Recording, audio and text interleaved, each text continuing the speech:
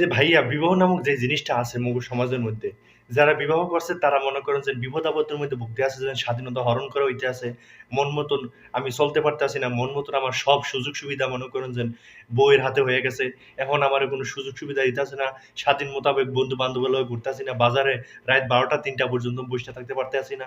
ওরে অভিযোগের কোনো শেষ নাই না ভাই।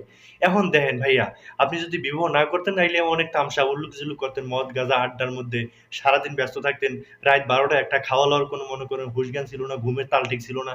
এই যে নানান একটা তালবাহানা, হ্যাঁ, আপনি স্বাধীন অনুযায়ী সব আকাম কুকামও কিন্তু করতে পারতেন।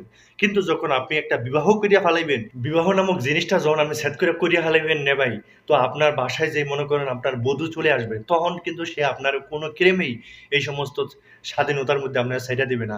সে একটা রুটিনের মধ্যে আপনাকে নিয়ে আসবে।